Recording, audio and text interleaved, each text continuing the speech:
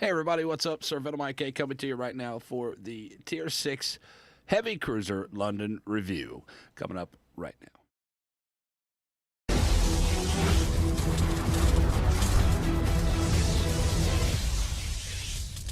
All right, guys, let's jump right into the review. But before we do that, we've got to do our legals. Hey, this boat was provided to me from Wargaming for purposes of this review. So thank you guys very much for that, and I love you guys. All right, so moving on. We have 4x2 guns, 203s. So you got 8 guns total of 203s. These things reload at 15 seconds flat. Now, if you put Adrenaline Rush on there and you're about 1,000 hit points, you're only getting 3 seconds off of Adrenaline Rush. So is it worth it? Yes or no? I don't. You decide. You decide. All right.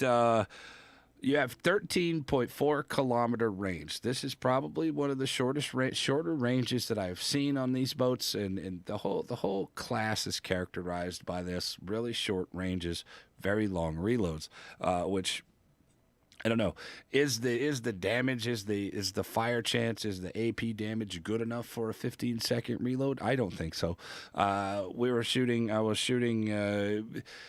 It's worth it when you're fighting things at your tier. And like you're at tier 6, if you fight tier 7s, you do okay. If you fight tier 8s, you're struggling very hard, like as a typical T6 would do. If you're fighting tier 5s, you're doing very well.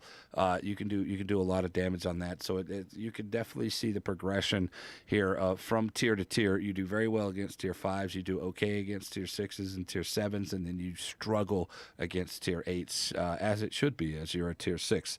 13-kilometer range, 13.4 kilometer range is very, very short. We're talking Atlanta style. The difference between the Atlanta and something like this, something like the London, would be the higher arcing shells on the Atlanta, giving you positions behind islands that you can protect yourself as you're going in.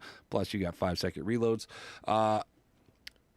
With the smoke, you can kind of float around and go pretty much wherever you want to. Pop your smoke, shoot your guns, and then try to get out. So I made some notes, guys. This is what I'm reading from. 16 millimeter bow plating means you're gonna take damage no matter what angle you're at. There is an auto bounce angle, but good luck finding that because you're probably going to get smashed anyway. I found this to be a very glass cannon style boat. Very sit back and be patient boat. It's not a boat for people who are impatient, because you're going to go in there and you're going to get yourself killed. This boat is 100% based on how you're going to position yourself and how you're going to react to the enemy team. Good players will figure that out very quickly. Bad players are going to struggle and they're not going to enjoy this boat. The hydro on this thing is 3 kilometers, so it's not good. It's not that great. It is strictly a defensive purpose. A smoke.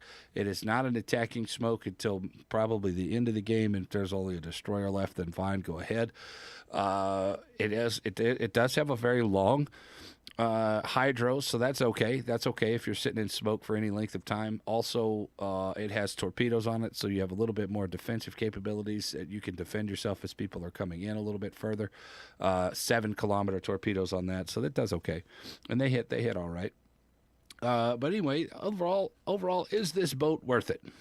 All right, so the biggest question here that people are going to ask me, is it worth spending money on? Well, here's the deal. You have an opportunity to get the London for free doing just the directives. I think that is 100% worth your time and worth your effort. Is the boat actually pretty good? It's all right. I mean, in the right hands, it's going to be very good. For the average player, it's probably not going to enjoy it because of the short range and the long reloads. Me personally, I thought it was okay. I struggled where I should have, and I did damage where I should have. The HE is okay. The AP is a little bit to be desired. It's not as good as I wanted it to be, being 203s. But, hey, par for the course. You got to have some ups with some downs. But it's going right now for $23.20 in the premium shop. This is American dollars, guys. The London Admiral pack is $45.99 with a 10-point captain and a flag and some other crap. Is it worth spending the $45? No, I don't think so. Is it worth just picking up the boat by itself? Sure, it's only $23, and that's some people that's chump change for a lot of people out there. Is it worth getting? Sure, why not? Why not? $23, go ahead, go for it. Is it good for that value? Sure, it's a tier 6. It's going to be just fine. Are there better boats out there for the same amount of money? Yes, there are better boats out there for the same amount of money. And we're talking Molotov. I think the Molotov has more potential damage, even though it's squishy.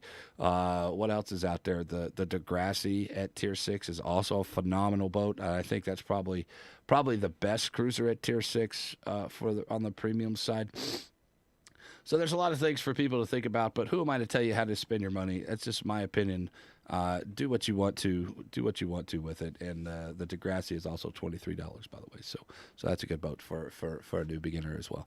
So either way, guys, I love you. That's it. London Review. Go pick it up or don't. Go play it or don't. I don't really care. But that's my opinion. I love you guys. Thank you for watching, man. We'll see you guys next time right here for another ship review. Salutes.